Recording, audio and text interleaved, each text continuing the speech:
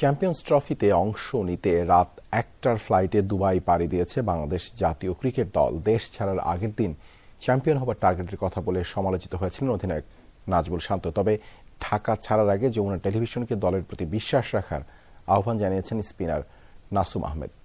বিমানবন্দরে গণমাধ্যমকে এড়িয়ে গেছেন দলের অধিকাংশ ক্রিকেটার।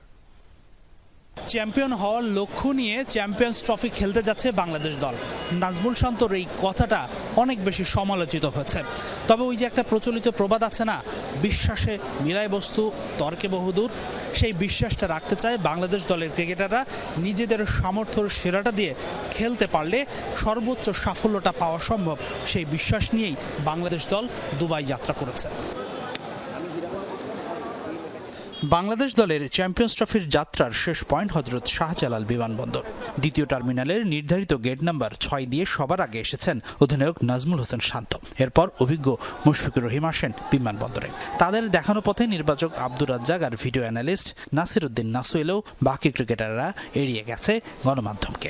লম্বা সময় ধরে অপেক্ষার পর জানা যায় ভিআইপি গেট দিয়ে ভিতরে চলে গেছেন দলের বাকি সদস্যরা।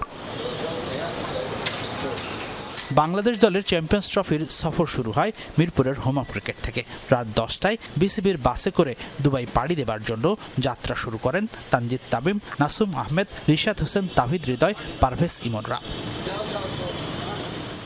বৃহস্পতিবার ঢাকা ছাড়ার আগে মিরপুরের একাডেমি ভবনে যমুনা টেলিভিশনের মুখোমুখি হন স্পিনার নাসুম আহমেদ। দলের প্রতি বিশ্বাস রাখার আহ্বান জানিয়ে দর্শকদের সমর্থন চেয়েছেন তিনি। আমি একটা কথাই বলবো, সবার আসলে বিশ্বাস থাকা উচিত যে বাংলাদেশ টিমও পারবে। এই বিশ্বাসটা আগে সবার ভিতরে তৈরি হওয়া দরকার, তাহলে বাংলাদেশ টিম অনেক ভালো খেলবে।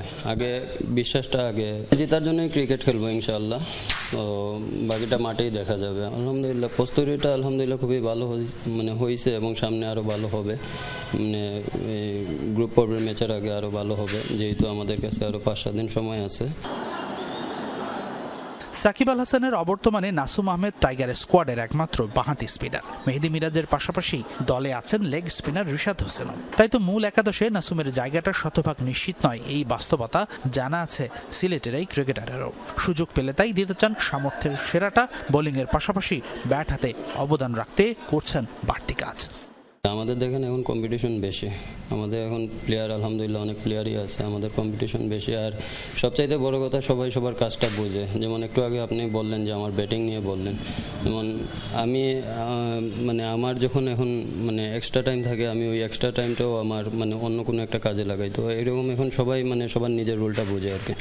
২১ ফেব্রুয়ারি শুরু হচ্ছে চ্যাম্পিয়ন্স ট্রফির মহারণ। পরের দিন দুবাইতে ভারতের বিপক্ষে ম্যাচ দিয়ে মাঠে নামছে বাংলাদেশ। এরপর ২৪ ও ২৭ ফেব্রুয়ারি গ্রুপ পর্বের শেষ ২ ম্যাচে শান্তদের প্রতিপক্ষ নিউজিল্যান্ড ও পাকিস্তান। তবে চ্যাম্পিয়ন্স ট্রফি শুরুর আগে দুবাইতে পাকিস্তান এ দলের বিপক্ষে একটি প্রস্তুতি ম্যাচ খেলার সুযোগ পাচ্ছে বাংলাদেশ দল। হাসিনুর রহমান, যমুনা স্পোর্টস, ঢাকা।